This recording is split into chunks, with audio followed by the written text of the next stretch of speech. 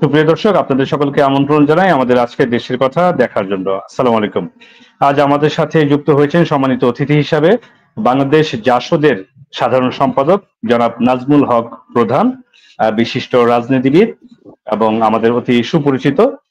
এবং আমাদের সাথে যুক্ত হয়েছেন বিশিষ্ট শিক্ষাবিদ, উদ্যোক্তা এবং ভূ রাজনৈতিক বিষয়ক বিশেষজ্ঞ, বাংলাদেশ সেন্টার ফর রিপাবলিকানসের সদস্য সচিব জনাব ফাহাদ জাহেদ, যিনি নর্থ সাউথ ইউনিভার্সিটির কোর ফ্যাকাল্টি মেম্বার হিসেবেও যুক্ত রয়েছেন। সম্মানিত অতিথিবৃন্দ, আপনাদের সকলকে আমন্ত্রণ জানাই আমাদের সাথে আজকে যুক্ত হওয়ার জন্য। অসংখ্য ধন্যবাদ।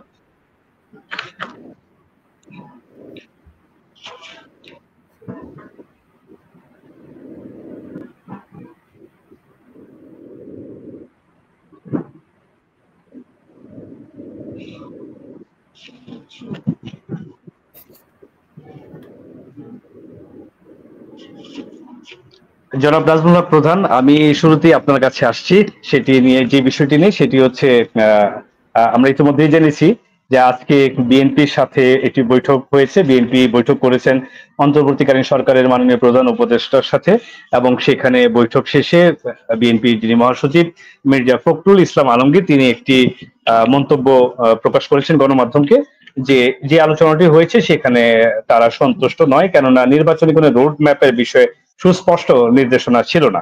এটি একটি বিষয়। এবং পাশে দিয়ে আবার গুলশানে মার্কিন সহকারী পররাষ্ট্রমন্ত্রী, ওনার সাথে দেখা হয়েছে বিএনপি প্রতিনিধি দলের।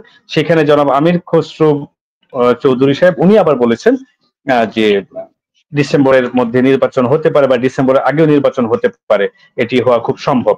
তো দুটো বিষয় দুই রকম আমাদের কাছে এসেছে। আপনি আপনি তো একজন অভিজ্ঞ রাজনীতিবিদ এবং বাংলাদেশের জাতীয় পর্যায়ের একজন রাজনীতিবিদ, বিশিষ্ট রাজনীতিবিদ হিসেবে আপনাকে আমরা চিনি। আপনি যদি বলেন এই বিষয়ে আপনার বিশ্লেষণ এবং মন্তব্য, নির্বাচনের রোডম্যাপ আসলে কোন দিকে যাচ্ছে, নির্বাচন কোন দিকে যাচ্ছে, এবং বিএনপির এই যে বক্তব্য, এই বিষয়টি নিয়ে যদি আপনি বলেন। অসংখ্য ধন্যবাদ আপনাকে, আমার সহ আলোচক জনাব প্রফেসর সাহেব নবকে ধন্যবাদ। আমার দর্শক যারা দেখছেন তাদেরকেও ধন্যবাদ, অভিনন্দন জানাচ্ছি। নববর্ষ গেল দুদিন আগেই। আসলে বহু প্রতীক্ষিত ছিল এই বৈঠকটা, যেহেতু বাংলাদেশের একটা বড় রাজনৈতিক দল বিএনপি ক্ষমতায় ছিল একাধিকবার, ওদের সঙ্গে বৈঠক জাতীয় প্রত্যাশা ছিল ওদের এখানটায় রুটম্যাপের যে কথাটা সেটা একটু সবাই বলছে, আমরাও বলেছিলাম যে সরকারের প্রথম থেকে নির্বাচনের কথা নিয়ে সরকারের, আমি টালবাহানা বলবো না, তবে সরকারের এক্ষেত্রে একটু লুকোচুরি বোধহয় আসছে আর কি। যেমন ধরেন এর আগে একটা যখন অস্বাভাবিক অবস্থা থেকে যখন সরকার গঠন হলো, তখন সেনাবাহিনীর পক্ষ থেকে 18 মাস করে ভোট হবে এরকম একটা কথা বলা হয়েছিল। কিন্তু সরকারের পক্ষ থেকে, অন্তর্বর্তী সরকারের পক্ষ থেকে কেউ কেউ বলেছেন যে আমরা বাকি সময়টুকু, যে সময়টুকু শেখ হাসিনার সরকার সরকার থাকলো, তার যে মেয়াদকালটা ওটুকু আমরা থাকবো, মানে শেখ হাসিনার সরকারের কন্টিনিউ হিসেবে থাকবে ওরা, এরকম কথা বলেছিল। এবং নির্বাচন নিয়ে প্রথম থেকেই বিএনপি রাজনৈতিক দল বলছে যে 3 মাসের মধ্যে নির্বাচন সম্ভব। আমরাও বলেছি যে সংস্কারও দরকার, নির্বাচনও দরকার সবাই, এবং এই সংস্কার দরকার। এরপরে এই জায়গায় যখন যেহেতু নির্বাচন নিয়ে অন্তর্বর্তী সরকারের পক্ষ থেকে যেহেতু কথা হচ্ছিল যে কম সংস্কার হলে আগে, বেশি সংস্কার পরে, একটা একটা কূটনৈতিক পূর্ণ কথা আর কি। সেই জায়গার জন্যই কিন্তু সবাই চাচ্ছিল যে নির্বাচনের রুটম্যাপটা ঘোষণা করা হোক। আমার ধারণা সরকার রুটম্যাপ ঘোষণা করলে, সরকার যদি এটা জুনেও করতে চায়, সরকার যদি মনে করে যে না আমি এর মধ্যে পারবো না, সরকার সেটাও ঘোষণা করে দেওয়া উচিত। সরকার এই যে বলছে যদি কম চান তাহলে আগে, ডিসেম্বরের আগে, যদি বেশি চান তাহলে একটু পরে, এই কথার মধ্যে ফাঁক আছে এবং সংশয় আছে। জনগণও মনে করে যে নির্বাচনটা করার ক্ষেত্রে সরকারের কি বলা যায় দোদুল্যমানতা আছে। হ্যাঁ, এটা ঠিক। একটা বিগত স্বৈরাচারী সরকার একটা বিরাট সময়কাল ধরে ক্ষমতায় ছিলেন এবং অনেকগুলি অকাম করেছেন, অনেক আবর্জনা তৈরি করেছেন। এবং এই আবর্জনা বলতে এইভাবে যদি বলি আমি, গুমের ক্ষেত্রে, খুনের ক্ষেত্রে, লুটপাটের ক্ষেত্রে, সামগ্রিকভাবে ওটা রাজনৈতিক অঙ্গনটাকে কুলুষিত করেছেন।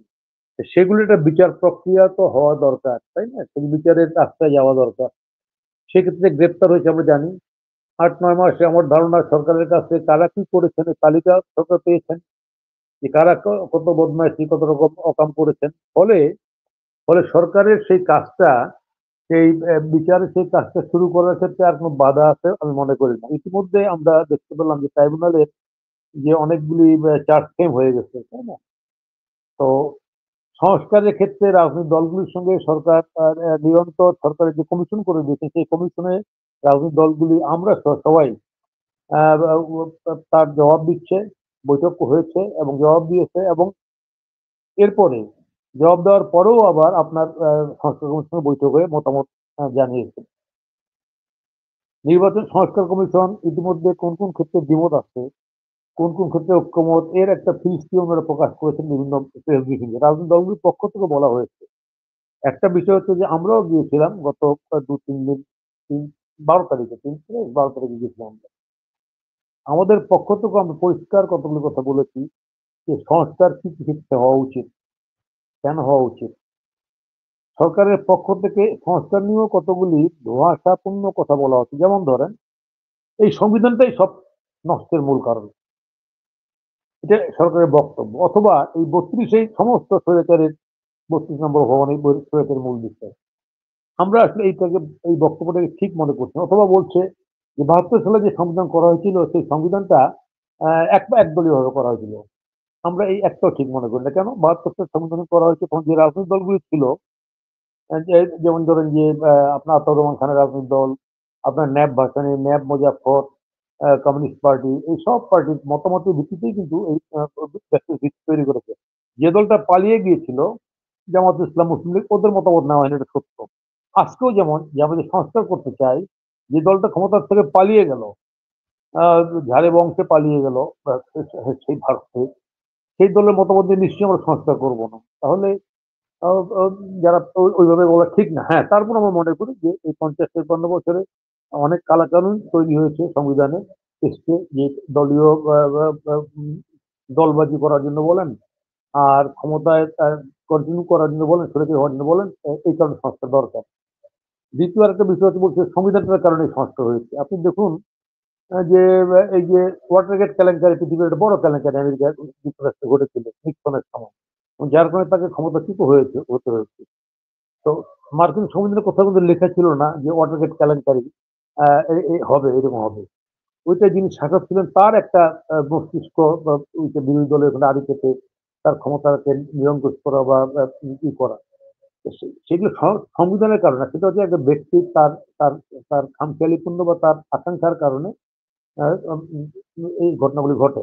শেখ হাসিনার যেমন আকাঙ্ক্ষা ছিল উনি আজীবন থাকবেন, এই কারণে এখান থেকে ঘটনাগুলি ঘটছে। আমি সাম্প্রতিককালে ভারতের একটা বিষয় খেয়াল করছি, দেখেন ভারতের ধর্মপন্থী রাজনৈতিক দল বিজেপি, ওনারা ওই একটা সংস্কার না, একটা নির্বাচন কমিশন নিয়োগ নিয়ে একটা বিধান ছিল। বিধানের বহুত একটা আইন ছিল।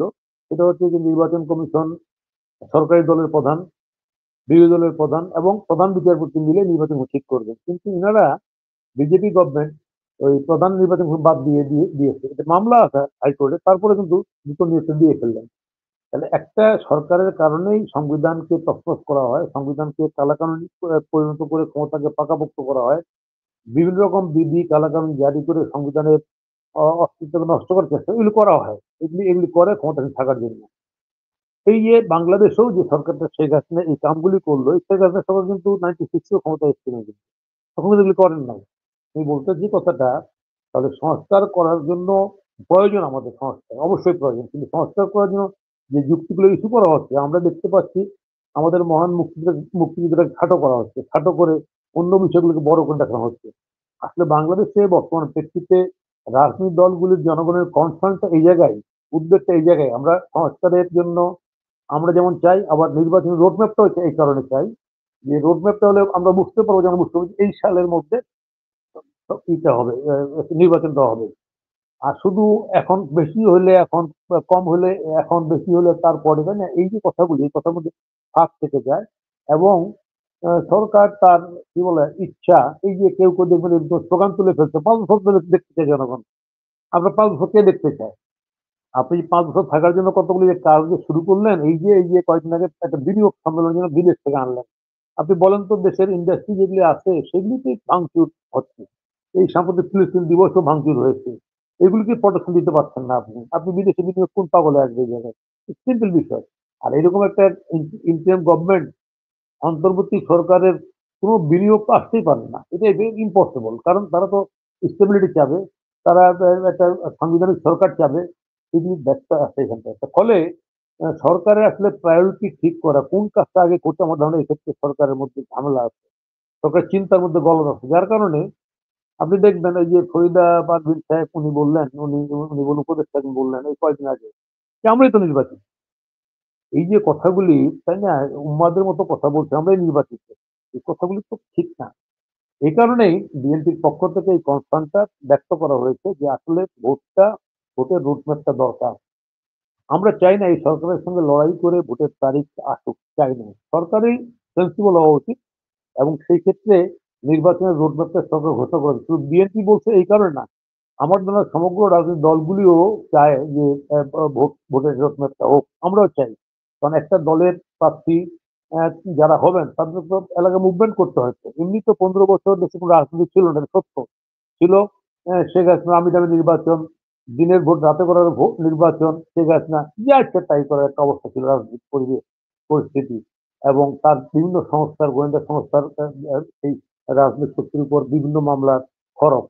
তো সেই জায়গায় দাঁড়িয়ে যদি স্মুথলি আমরা যদি মুভ করতে চাই, আমার যেমন নির্বাচন করার আশঙ্কা আছে।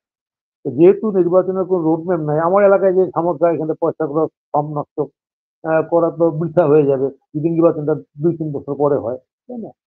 তো এইসব বিষয়ে বিবেচনা করে একটা রাজনৈতিক দলের পক্ষ থেকে যৌক্তিকভাবেই তোলা হয়েছে বিএনপির পক্ষ থেকে যে নির্বাচনের রোডম্যাপটা ঘোষণা করেন। আমি মনে করি বর্তমান অন্তর্বর্তী সরকারের প্রধান ডক্টর ইউনূস, উনি সম্মানীয় লোক, নো ডাউট, দেশে দেশের বাইরে। উনারই উচিত প্রায়োরিটি নির্বাচনটাকে ঠিক করে সংস্কার কাছে নিশ্চয়ই এগুয়েছে, ঠিক করে নির্বাচনের রোডম্যাপটা ঘোষণা করে দেওয়া। এবং সেই রোডম্যাপের মধ্যে যে সংস্কারগুলি ইজি, এখন যেগুলি ঐক্যমত হয়েছে সেগুলি অর্ডিন্যান্স আকারে পাস করে ফেলা, বাকি যেগুলি পাস করতে পারবো না সেগুলি নেক্সট পার্লামেন্টের জন্য একটা ঐক্যমত তৈরি করে ফেলা। এই কাজটা করতে পারলে আমার ধারণা দেশটার মানুষের মধ্যে স্বস্তি আসবে এবং একটা ঠিক ধারায় যাবে। এটাই হলো আমার কথা।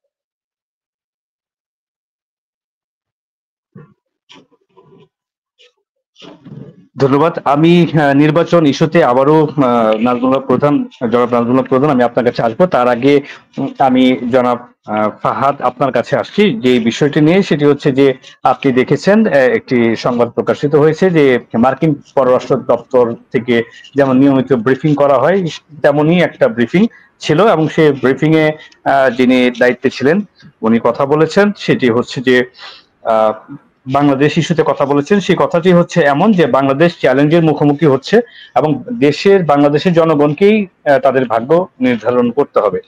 পররাষ্ট্র দপ্তর থেকে যে ব্রিফিংটা করা হয়েছিল সেখানে যিনি প্রধান ছিলেন তিনি কথাগুলো বলছিলেন। তো এই বিষয়টিকে আপনি কিভাবে দেখেন? এটি কোন ধরনের ইঙ্গিত আমাদের রাজনীতির জন্য, আমাদের ভবিষ্যতের জন্য, বা আমাদের দেশের সার্বিক অবস্থার জন্য? আপনার কাছে কি মনে হয়, এটি কি কোনো ইঙ্গিত বহন করছে? আচ্ছা, আমার বক্তব্যের শুরুতেই আমি আপনাদের দুইজনকেই আসসালামু আলাইকুম জানাচ্ছি, শুভেচ্ছা জানাচ্ছি। এখানে আমার শ্রদ্ধেয় সহ আলোচক আছেন নাজমুল হক প্রধান ভাই, খুবই বর্ষিয়ান রাজনীতিবিদ, অভিজ্ঞ মানুষ। আর আপনি মডারেটর হিসেবে আপনাকেও ধন্যবাদ জানাচ্ছি আমাকে আমন্ত্রণ জানানোর জন্য। আমি একটা জিনিস বলি, সেটা হচ্ছে দেখুন, একটা দেশের রাজনীতি সেটা কিন্তু রাজনীতির সাথে সবাই সম্পৃক্ত থাকে।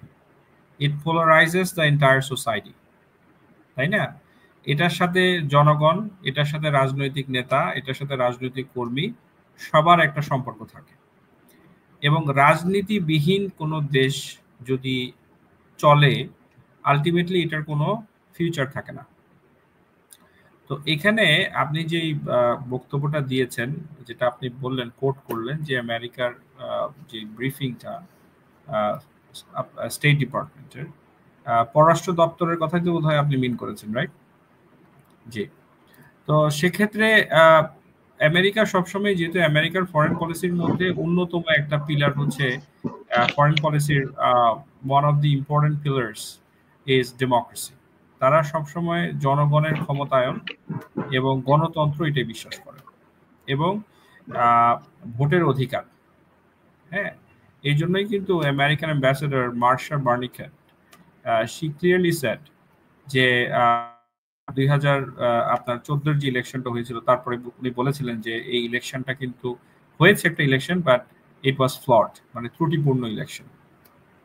এখন কথা হচ্ছে যে আমাদের বাংলাদেশে যেটা আমরা দেখি ওভার দি ইয়ার্স, সেটা হচ্ছে যে যারা কনভেনশনাল পলিটিশিয়ানস থাকেন ওনারা মনে করেন যে ক্ষমতা চিরস্থায়ী।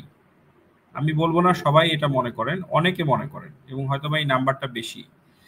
এবং অনেকে ভুলে যায় যে এটার পরে আমার কি হবে। একটা সময় যে ক্ষমতার যে এন্ড হতে পারে, আপনার অপোনেন্ট যে চলে আসতে পারে, তখন তার কি অবস্থান হবে, তখন তার পপুলারিটি কোথায় যাবে, বা ডেমোক্রেটিক প্রসেসের সাথে সে ব্লেন্ডেড কিনা, এগুলো কখনো চিন্তা করে না।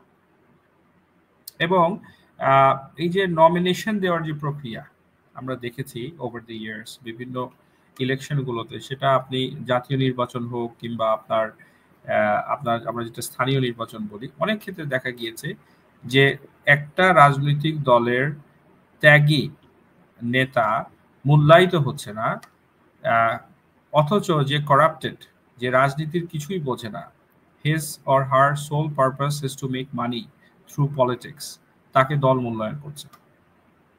এবং বিগত সময়গুলোতে আমরা দেখেছি যে আসন ভাগাভাগির নামে শরিকদের সাথে যেটা করতো আওয়ামী লীগ, সেটা হচ্ছে তাদের অনেক সিনিয়র এবং অনেক ত্যাগী মানুষকে তারা ডিপ্রাইভ করেছে, তাই না? সো এই জিনিসগুলো কেন হবে? একটা রাজনীতি তো একদিনে গড়ে ওঠে না। আপনি আজ সংগঠন করতে পারেন, কিন্তু সংগঠনকে সামনে এগিয়ে নিয়ে যাওয়া, সংগঠনকে গোছানো সবচেয়ে কঠিন কাজগুলোর মধ্যে অন্যতম, ঠিক আছে? এবং শুধু রাজনীতির কথা বলতে হবে না, রাজনীতি কখনো সেন্ট্রালাইজড থাকে না, এটাকে ডিসেন্ট্রালাইজড করতে হয়। আপনার সারা বাংলাদেশে আপনার কি আছে, দ্যাট ইজ ইম্পর্টেন্ট।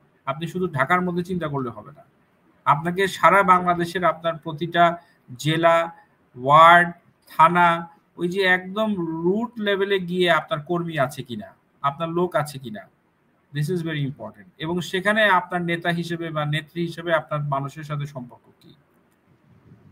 আমি যেটা মনে করি সেটা হচ্ছে একজন রাজনীতিবিদ যখন উনি ওনার কনস্টিটিউয়েন্সিতে যাবেন, তখন উনার একটা নিবিড় সম্পর্ক গড়তে হবে উইথ দ্য কনস্টিটিউয়েন্টস। খুব গুরুত্বপূর্ণ যে কনস্টিটিউয়েন্টস মনে করবে যে এই যে নেতা এসছে, তার নেতাগিরি শুধুমাত্র স্বল্প সময়ের জন্য নয়, সে সেখানে এক্সিস্ট করবে, আমাদের পাশে দাঁড়াবে, আমাদেরকে শেল্টার দিবে।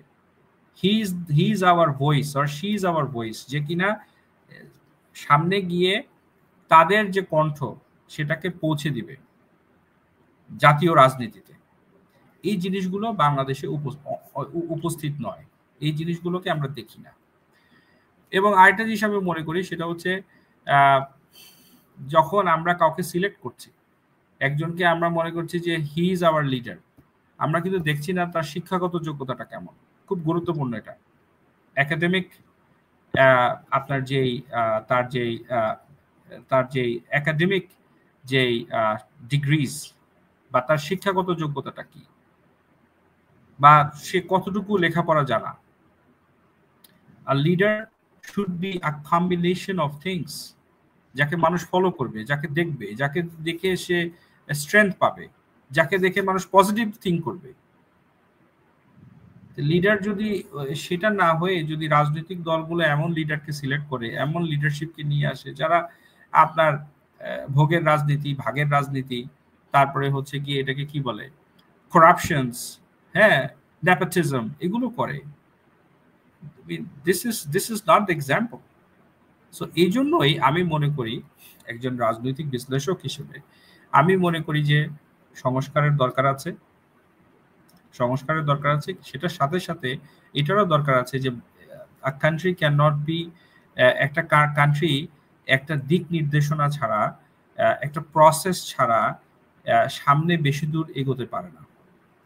এবং আমি একটা কথা বলি যে বিনিয়োগের সাথে, যখন আমরা বিনিয়োগের কথা বলি, যখন আমরা মনে করি যে ইনভেস্টমেন্ট আসবে, সেটার সাথে কিন্তু একটা সাস্টেইনেবল প্রসেস, সরকার এবং জনগণের ম্যান্ডেট নিয়ে ক্ষমতায় এসছে through the political process, through election, এটা কিন্তু দরকার আছে ইন দ্য লং রান। এবং আমি একটা জিনিস দেখবেন, সেটা হচ্ছে যে সংস্কার যে করছে বা সংস্কারের যে কথা বলা হচ্ছে, এই সংস্কারটার সাথে সাথে যেটা প্রধান ভাই বললেন যে একটা রোড ম্যাপ, যে আমরা কবে এক্স্যাক্টলি আমরা ইলেকশনের দিকে যাব, এই জিনিসগুলো সুস্পষ্ট হওয়াটা খুব জরুরি দরকার। এবং বাংলাদেশের হিস্ট্রি যদি কেউ চেক করে তাহলে দেখবে যে ইভেন রোড ম্যাপ দেওয়ার পরেও অনেক সময় দেখা গিয়েছে যে অনেস্ট ইন্টেনশন না থাকার কারণে দেখা গিয়েছে ইলেকশন ভেস্তে গিয়েছে বা ইলেকশনটা পরিপূর্ণ হয়নি, সব দল পার্টিসিপেট করেনি। সো এখানে অনেক কমপ্লেক্স ম্যাটার থাকে।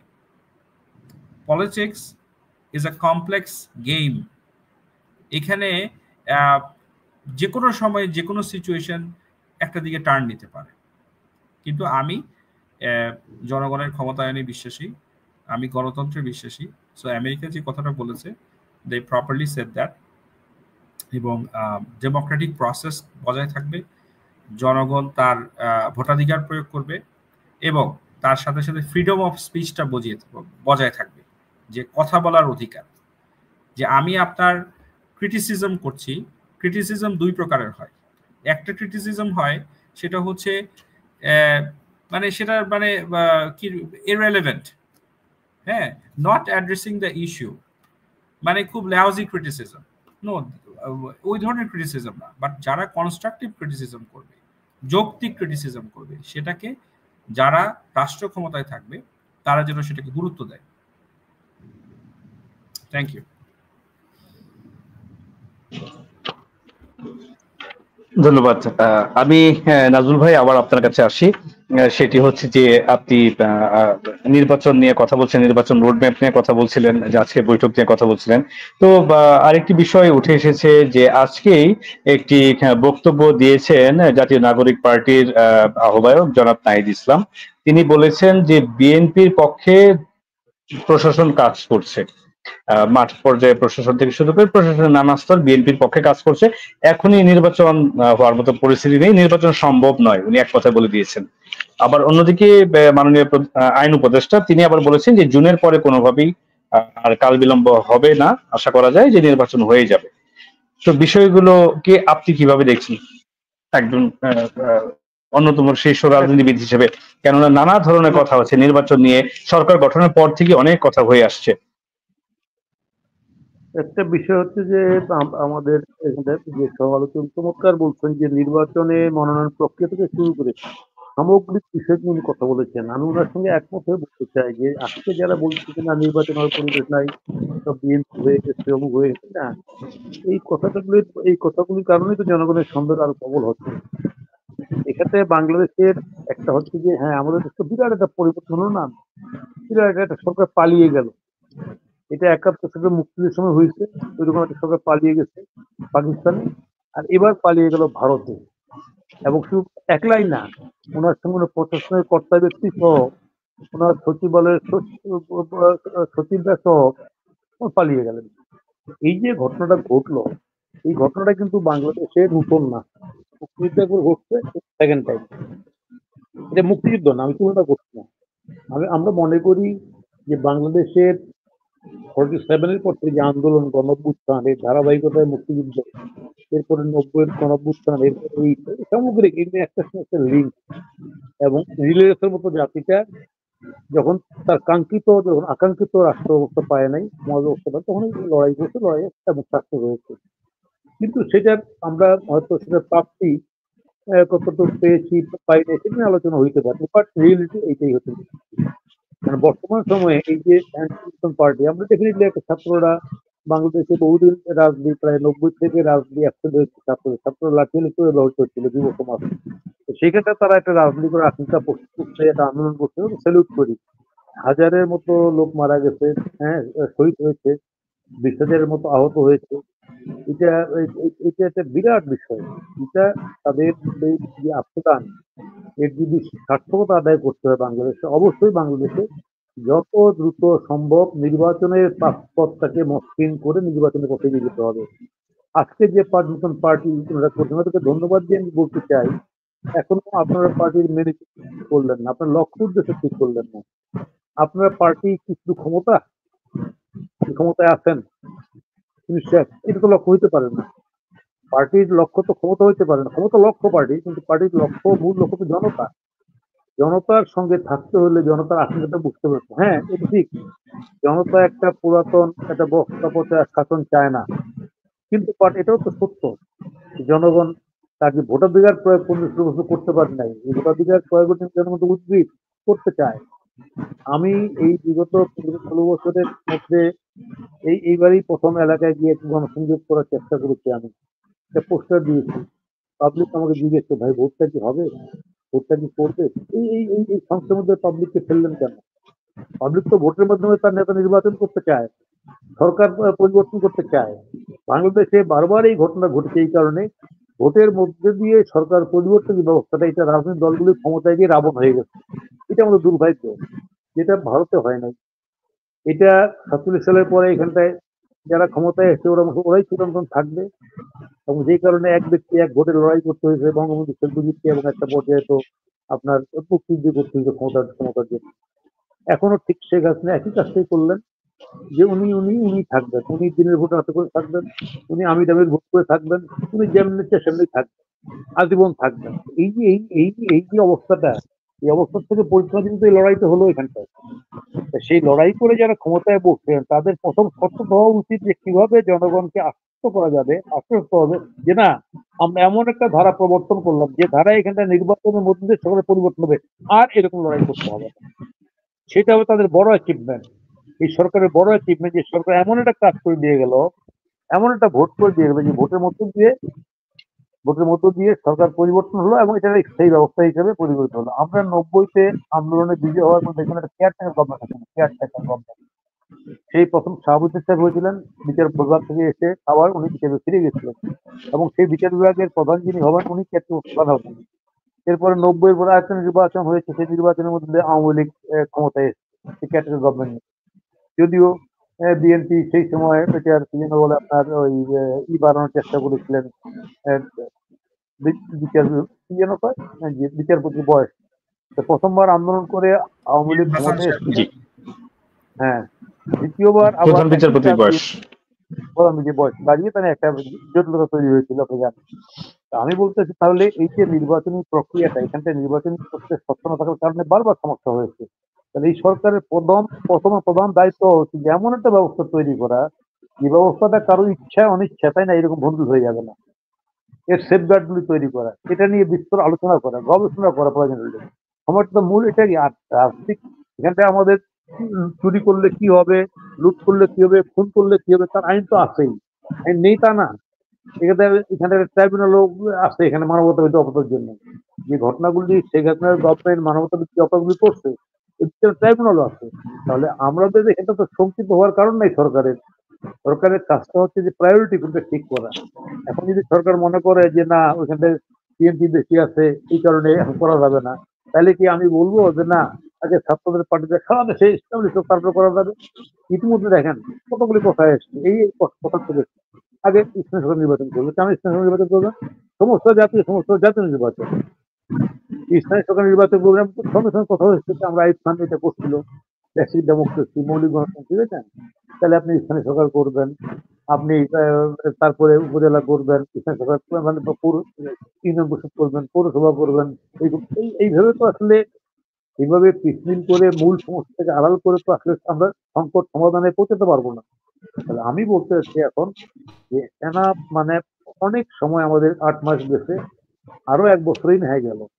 আমি বলছি যে নির্বাচনের রূপরেখা ঘোষণা করে সরকার দ্রুত সেই সংস্কারটা করুক, যাতে পাবলিক আশ্বস্ত হয় যে না ভোটের মাধ্যমে এখানটায় জনপ্রতিনিধি নির্বাচিত হবে, তারা সরকার গঠন করবে। এখানটায় আমি তো মনে করি বাংলাদেশের মানুষের ভোট দেওয়ার ক্ষেত্রে মানুষের মনন জগতেরও পরিবর্তন ঘটেছে। এই কারণে একটা পার্টি ভোটে হোক না ভোটে হোক এককভাবে ক্ষমতা গঠন করলে রেজাল্টটাকে সেটা লক্ষ্য করেছে পাবলিক। ফলে সরকার উচিত হচ্ছে যে পাবলিকের আশঙ্কাগুলিকে যাতে প্রপারলি ধারণ করতে পারে তার জন্য প্রয়োজনীয় পদক্ষেপ নেওয়া। আমি আবারও বলবো এখানটায় কালক্ষেপণ করে সময় নষ্ট করে একটা রাজনৈতিক দলের সেন্টার থেকে প্যারিফেরি একটা মতামত যদি ক্যারি না করতে পারে, আজকে তো অন্তর্বর্তী সরকার হ্যাঁ একটা জোশে বলছে থাকুক সরকার বিচার হবে এগুলি, এরকম কি যে নির্বাচিত সরকার এটাকে মাফ করে দিবে? নিশ্চয়ই না, নিশ্চয়ই না। হ্যাঁ তারপরে রিকনসিলিয়েশনের জন্য এটা তো যেমন আজকে গ্রামে যাই গেলে সাধারণ আওয়ামী লীগের ভোটার বা সাধারণ আওয়ামী লীগের লোক বা ওয়ার্ডের লোক ওর কোনোই ভূমিকা নাই, ও লুটপাটের মধ্যে নাই। তো ওরা তো সংক্ষিপ্ত পুলিশ যায়, মাঝে মধ্যে হুমকির সম্মুখীন হয়। এই সামগ্রিক বিষয়গুলিকে তো পরিষ্কার করতে হবে, তো রাজনৈতিক শক্তি করবে তো। সেই জায়গা তো অন্তর্বর্তী সরকার করতে পারছে না তো এই বিষয়গুলি।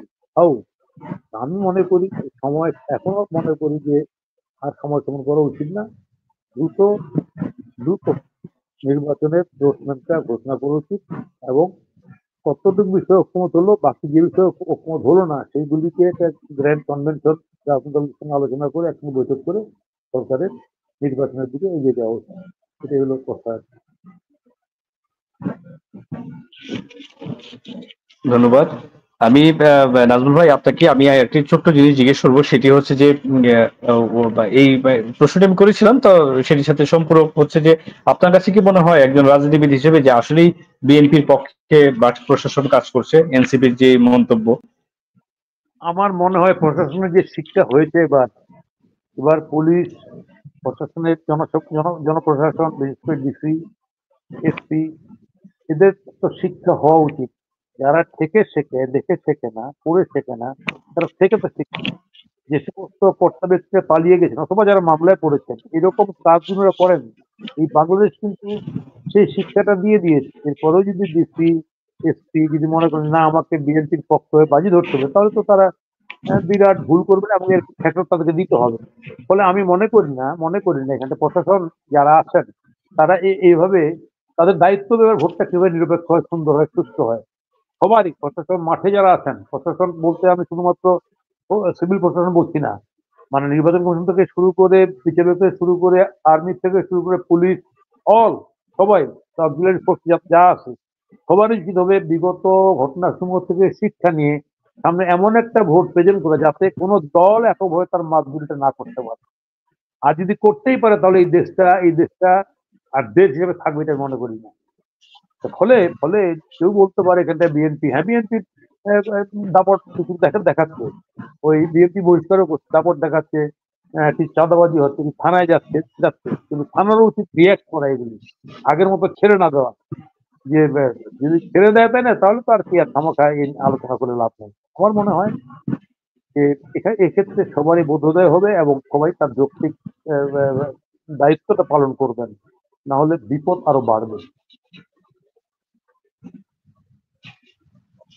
জনাব ফাহাদ, আমি আপনার কাছে আসি, সেটি হচ্ছে যে আমি দুটো বিষয় একসাথে আপনার কাছে আসি। একটি হচ্ছে যে আমি ট্যামি ব্রুসের কথা বলছিলাম, পররাষ্ট্র দপ্তর মার্কিন স্টেট ডিপার্টমেন্টের। সেখানে উনি কিন্তু আরেকটি মন্তব্য করেছেন ওনার বক্তব্যে। সেটি উনি বলেছেন যে গত 20-25 বছর যাবৎ বিভিন্ন অনিয়ম দেখে আসছে তারা, এবং সেটি দেখার সুবাদে উনি একটি কথা বলেছেন ওনার স্টেটমেন্টের শেষের দিকে সম্ভবত। সেটি হচ্ছে যে বিকল্প পথ রয়েছে, বিভিন্ন দেশগুলোর জন্য বিকল্প পথ রয়েছে, সেটি জনগণ চাইলে খুঁজে নিতে পারে, অনেকটা এরকম কথাটি। এই কথাটির মিনিংটি আসলে কি, অর্থটি কি দাঁড়াচ্ছে, এটি কোন ধরনের ইঙ্গিত? আর এটির সাথে আমি দেশীয় একটি বিষয় ছোট্ট করে জানবো, সেটি হচ্ছে যে আপনার মতে, আপনার কাছে কি মনে হয় নির্বাচন কেন বিলম্ব হচ্ছে, কেন দেরি হচ্ছে, নির্বাচন নিয়ে কেন এত কথা হচ্ছে? আচ্ছা, আমি আপনাকে ফার্স্ট কোয়েশ্চেনের যে আনসার সেটা হচ্ছে যে আসলে আমেরিকার যে স্ট্যান্ড বা আমেরিকা যে ধরনের কমেন্ট করছে, আপনি জানেন যে US is a Democratic country and the most powerful country in the world. এখন তারা বাংলাদেশ, ভারত, মিয়ানমার এই অঞ্চলের যে সমস্ত দেশ আছে এবং এটার পাশাপাশি অন্যান্য যেসব দেশ আছে তাদের সম্পর্কে, তাদের সিস্টেম সম্পর্কে ভালো ইনফরমেশন কালেক্ট করে। ভালো ইনফরমেশন বলতে ভেরি ডিপ ইনফরমেশনের কথা আমি বুঝিয়েছি, যে যেটা ইফেক্টিভ ইনফরমেশন, হ্যাঁ, এটা তারা কালেক্ট করে। এবং এটার উপর তাদের টিম আছে, খুবই হাই স্কিলড অ্যানালিস্ট আছে যারা এগুলো অ্যানালিসিস করে রিপোর্ট জেনারেট করে এবং এগুলো নিয়ে তারা যাচাই বাছাই করে। তো এখন এখানে যে প্রশ্নটা আপনি করছেন যে আমেরিকা যে কমেন্টটা করেছে from the state department, the spokesperson, দেখুন বাংলাদেশের রাজনীতি আফটার 70s এখানে কিন্তু দুই ধরনের রাজনীতি চলে আসছে। হ্যাঁ, কনভেনশনাল পলিটিক্সের কথা আমি বলছি। একটা হচ্ছে আওয়ামী লীগের পলিটিক্স, আরেকটা হচ্ছে অ্যান্টি আওয়ামী লীগের পলিটিক্স। এবং সেই অ্যান্টি আওয়ামী লীগের পলিটিক্সে দেখা গিয়েছে যে অনেক ধরনের রাজনৈতিক প্ল্যাটফর্ম একসাথে যুক্ত হয়েছে। এবং এখানে যাই বলুক না কেন, অনেকে বলেছে যে হ্যাঁ সেনাবাহিনীর অ্যাসিস্ট্যান্সে, সশস্ত্র বাহিনীর অ্যাসিস্ট্যান্সে অনেক দলের জন্ম হয়েছে, এটা সেটা, বাট কেউ কারো অ্যাসিস্ট্যান্সে অনেক দূর এগোতে পারে না যদি জনগণের সমর্থন না থাকে। অবশ্যই তাদের সাথে জনগণের সমর্থন আছে। তারা হয়তোবা দেখা গিয়েছে যে তাদের যে রাজনৈতিক দর্শন, তাদের যে মতামত আছে, এটা জনগণের সামনে তারা এস্টাবলিশ করতে পেরেছে এবং তারা নির্বাচিত হয়ে এসছে। একসময় বিএনপি ক্ষমতায় এসছে, একসময় আওয়ামী লীগ ক্ষমতায় এসছে। এবং একটা সময়ে যেটাকে আমরা বলি, কিছু ইস্যু থাকে একটা দেশের, আমরা বলি এটাকে মীমাংসিত সত্য। তো আমাদের এই তত্ত্বাবধায়ক সরকারের যে সিস্টেম, এটা কিন্তু অলমোস্ট একটা সেটেলড ম্যাটার হয়ে গিয়েছিল। হ্যাঁ, যে 96-এ দেখা গিয়েছে যখন ইলেকশন হয়েছে, আওয়ামী লীগ ক্ষমতা এসছে, বিএনপি ছিল অনেক বড় বিরোধী দল। আমি যদি ভুল না করে থাকি 116টা আসন কিন্তু বিএনপি পেয়েছিল। হ্যাঁ, তো এটা কিন্তু বাংলাদেশের হিস্ট্রিতে বিরোধী দল 116টা আসন পেয়ে সংসদে যাওয়া, that was a prime example. হ্যাঁ, তো আপনার বিরোধী দল যদি শক্তিশালী হয় তাহলে কিন্তু আপনার গণতন্ত্র বিকশিত হয়।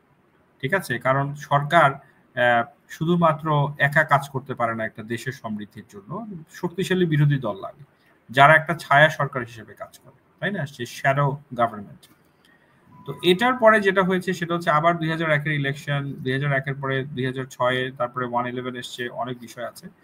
তো এখানে আমেরিকা, আপনি যে কথাটা বললেন সেটা হচ্ছে তারা ইন্ডিকেট করে থাকতে পারে যে আরেকটা রাজনৈতিক শক্তির উত্থান হয় কিনা বাংলাদেশে।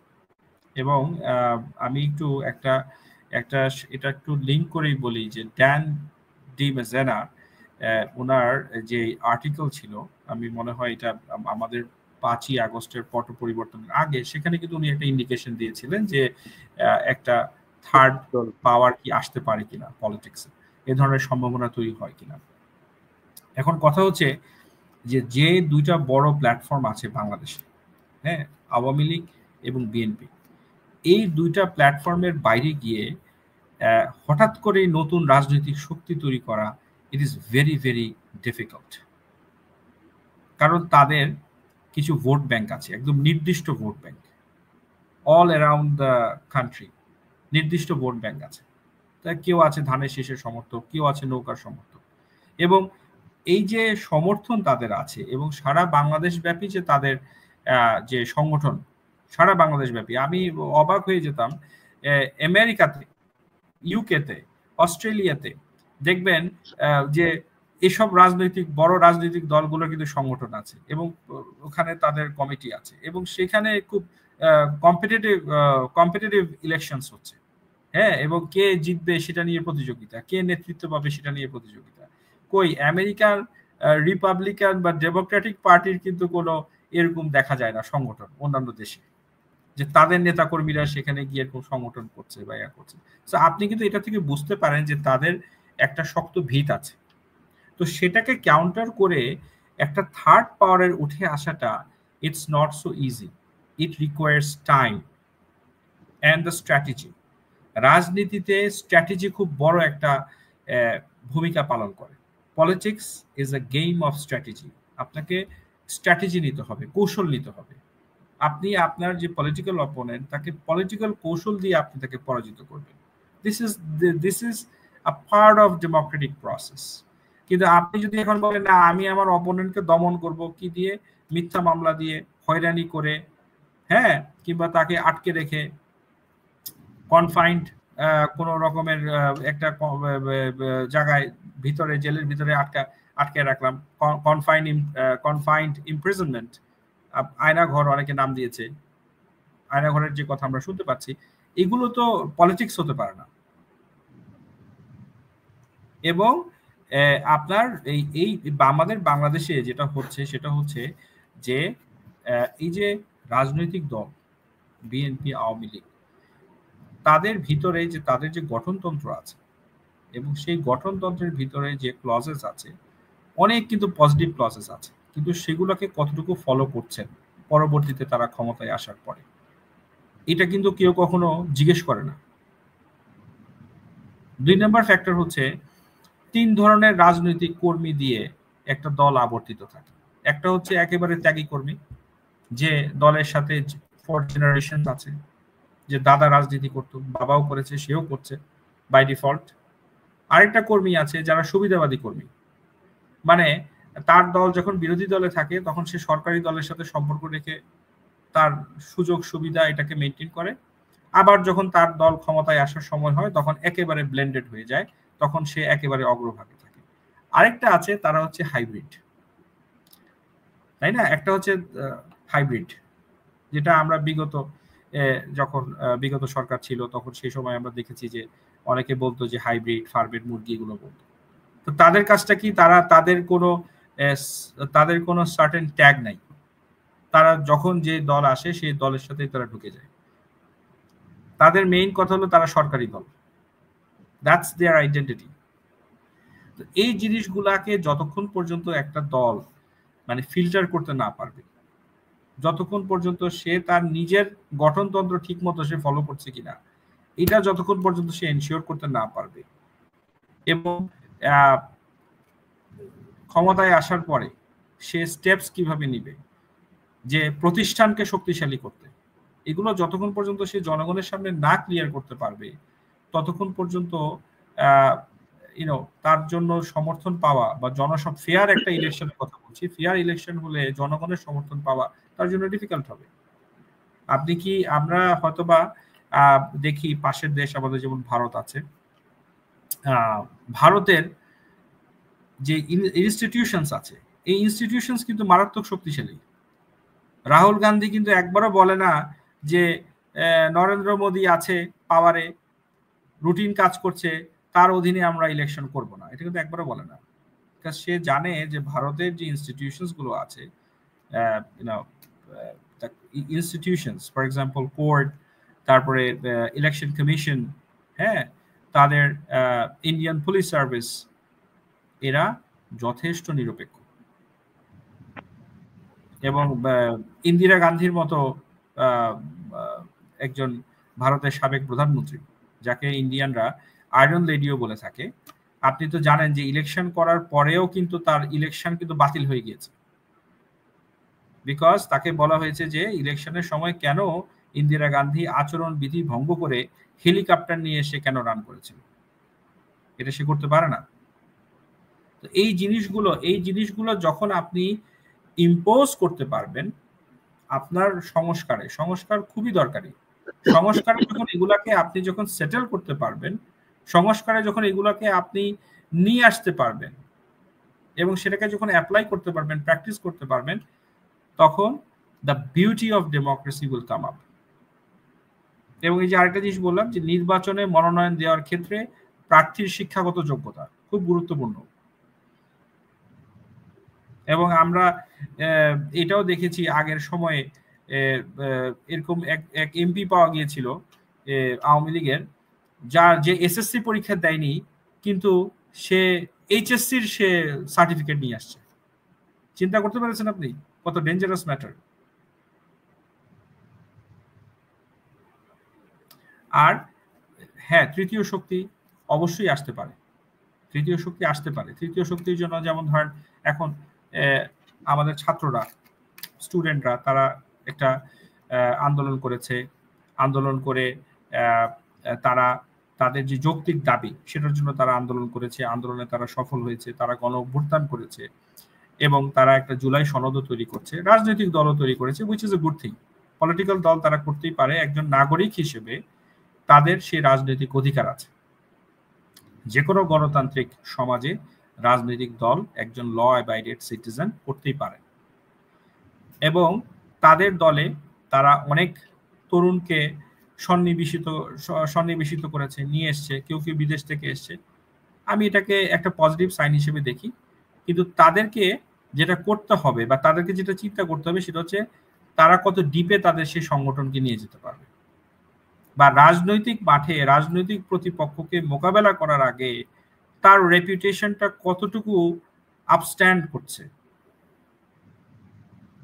সেটা কতটুকু সে ধরে রাখতে পারছে, তার বিরুদ্ধে যেসব অভিযোগ আসছে বা ক্রিটিসিজম হচ্ছে সেটাকে সে খণ্ডন করতে পারছে কিনা, এগুলো খুব গুরুত্বপূর্ণ। তাহলে আস্তে আস্তে আস্তে আস্তে যদি এরকম একটা তৃতীয় শক্তি বাংলাদেশে একসময় হয়তোবা দাঁড়াতে পারে, যারা মাঠে ঘাটে সব জায়গায়, এই যেটাকে আমি একটু আগে মেনশন করেছি, ডিসেন্ট্রালাইজেশন অফ দি অর্গানাইজেশন, যে অর্গানাইজেশনটাকে চারিদিকে ছড়িয়ে ছিটিয়ে দেওয়া, একটা প্রত্যন্ত অঞ্চলের একটা ওয়ার্ডের ভেতরেও কমিটি আছে, এগুলো গুরুত্বপূর্ণ। Thank you. ধন্যবাদ। আমি জনাব ফাহাদ, আমি আপনার কাছে সবশেষ একটি বিষয় জানতে চাই, তারপর আমি জনাব নাজমুল হক প্রধান আপনার কাছে এসে আমি শেষ করবো আজকের অনুষ্ঠান। সেটি হচ্ছে যে আমরা দেখেছি ইতিমধ্যে যে টাইম ম্যাগাজিনে বিশ্বের প্রভাবশালীদের তালিকায় আমাদের অন্তর্বর্তীকালীন সরকারের মাননীয় প্রধান উপদেষ্টা প্রফেসর ডক্টর মোহাম্মদ ইউনূস ওনার নাম এসেছে, এবং সেখানে আরো অনেক প্রভাবশালী ব্যক্তি নাম এসেছে সেই তালিকায়। Donald Trump, Elon Musk, JD Vance, Demi মুরের মতো বিখ্যাত মানুষজন যারা আছেন তাদের সাথে। তো এই বিষয়টাকে আপনি কিভাবে দেখেন? এই যে টাইম ম্যাগাজিনের একটি প্রভাবশালী যে তালিকা করা হয়, সেটা প্যারামিটারস গুলো কি, আর সেটির ইফেক্ট কি, সেটির ইম্প্যাক্ট কি? না, টাইম ম্যাগাজিনের একটা বিষয় আছে। আমি যখন আমেরিকাতে পড়াশোনা করতাম, তো তখন টাইম ম্যাগাজিন নিয়ে একটা কথা, মানে একটা কনস্পিরেসি থিওরির মতো ছিল, যে এখানে যাদেরকে এনলাইটেন করা হয় পরবর্তীতে তাদের একটা সমস্যা হয়। কিন্তু আসলে এটা আই ডোন্ট নো এটা সবার ক্ষেত্রে এরকম হয়েছে কিনা, আই ডোন্ট নো, বাট এরকম মানে এরকম একটা কনস্পিরেসি থিওরি ছিল। বাট দ্য থিং ইজ, এটা আমাদের জন্য অবশ্যই একটা গর্বের ব্যাপার। এমন কোন উদাহরণ কি রয়েছে? এমন কোন উদাহরণ কি আছে? এমন কোন উদাহরণ কি আছে যে যাদের নাম এমন গেছে পূর্বে টাইম ম্যাগাজিনে, পরবর্তীতে তাদের কোনো বিনাশ হয়েছে? জি, অবশ্যই আছে। আমি যদি মিডল ইস্টে বলি, তাহলে সাদ্দাম হোসেনের একটা উদাহরণ আছে, মুয়াম্মার গাদ্দাফির উদাহরণ আছে, এমনকি আমাদের দেশেও বিএনপি চেয়ারপারসন বেগম খালেদা জিয়া, ওনাকে নিয়েও একটা কিন্তু কভার করা হয়েছিল। পরবর্তীতে আমরা দেখেছি যে ক্ষমতার পালাপ বদল হয়েছে, বাংলাদেশে 111 এসছে। তো বাট এটা এই না যে এটা কভার স্টোরি করলেই সবার ক্ষেত্রে হয়তোবা একটা কিছু ঘটবে। এটা একটা মিথ, একটা কনস্পিরেসি থিওরি। এখানে একটা জিনিস বলতে চাচ্ছি, সেটা হচ্ছে আমাদের যিনি মাননীয় প্রধান উপদেষ্টা আছেন, professor doctor Yunus, he is an educated person. উনি বুদ্ধিমান একজন মানুষ, বাংলাদেশের জন্য অনেক উনি কাজ করেছেন, বাংলাদেশের মাইক্রো ফাইন্যান্স নিয়ে, এবং সারা বিশ্বে এটাকে অ্যাপ্রিসিয়েট করে, ঠিক আছে। এবং উনি একজন নোবেল লরিয়েট। তো উনাকে টাইম ম্যাগাজিন হাইলাইট করেছে অ্যালং আদার ইনফ্লুয়েন্সিয়াল পিপল। এটা বাংলাদেশিদের জন্য, আমাদের জন্য একটি গর্বের বিষয়। তো এটাকে আমি খুব পজিটিভলি দেখি। এবং এখানে আপনি যে প্রশ্নটা করলেন সেটা হচ্ছে টাইম ম্যাগাজিনের কাভারেজ পেলে পরবর্তীতে, যেটা অনেকে বলে যে পরবর্তীতে কি হবে, বল এটা আমি মনে করি যে ইন্ডিভিজুয়ালসের কর্মের উপর নির্ভর করবে। তার কর্ম যদি ঠিক থাকে, সে যদি সিচুয়েশনকে সুন্দরভাবে ম্যানেজ করতে পারে, তাহলে that person can go a long way. আর যদি সেটা না পারে, তাহলে ন্যাচারালি তাকে হয়তোবা একটা পজিশন থেকে সরে আসতে হবে। আমি এটাকে এভাবেই দেখি, এটা ইন্ডিভিজুয়ালের কর্মের উপর নির্ভরশীল আমি মনে করি।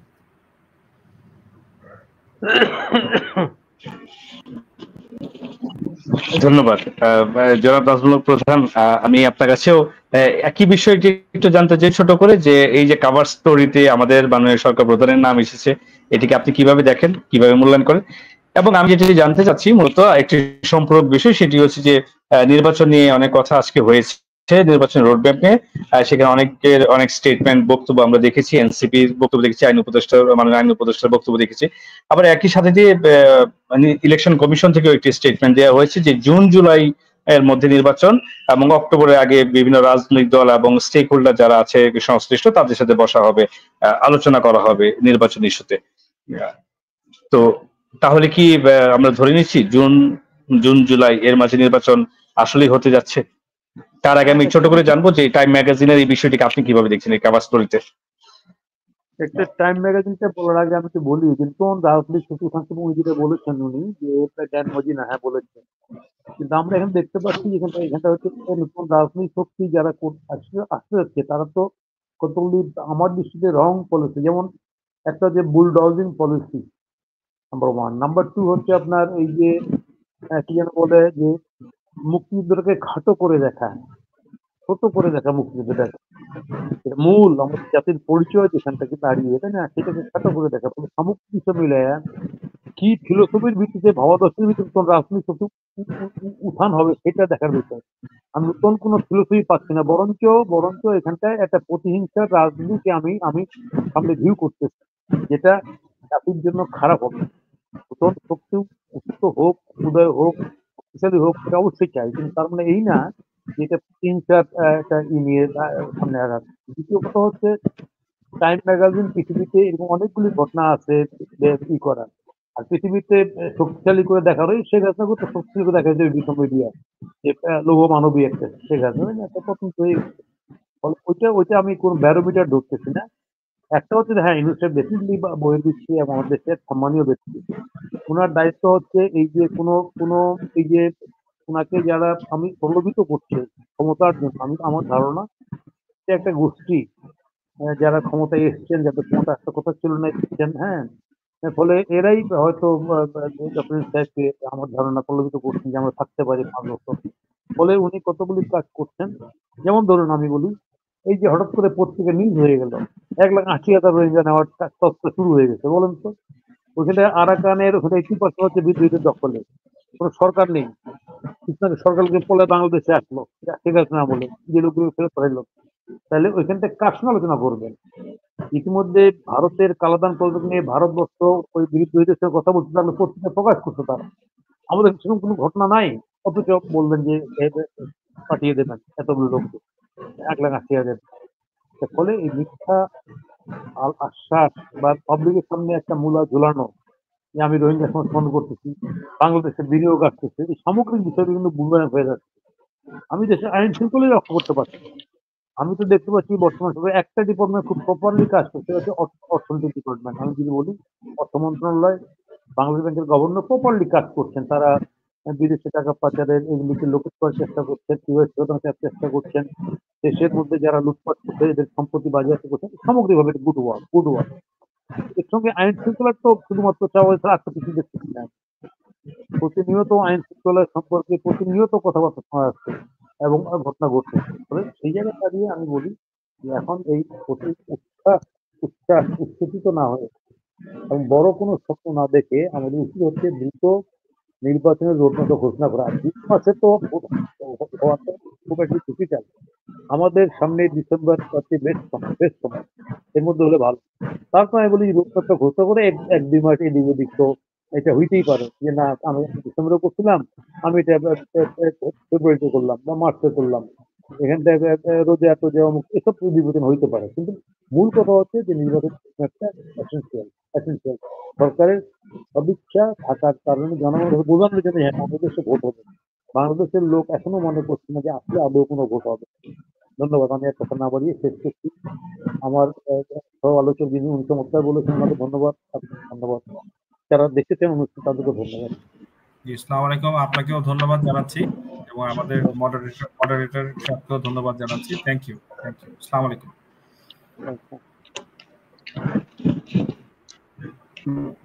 অসংখ্য ধন্যবাদ সম্মানিত অতিথিবৃন্দ, আপনাদের দুজনকেই, জনাব নাজমুল হক প্রধান এবং জনাব ফাহাদ জাহেদ। অসংখ্য ধন্যবাদ আমাদের সাথে এতক্ষণ যুক্ত থেকে আপনাদের অত্যন্ত মূল্যবান মতামত বিশ্লেষণ তুলে ধরবার জন্য। সুপ্রিয় দর্শক, এই ছিল আমাদের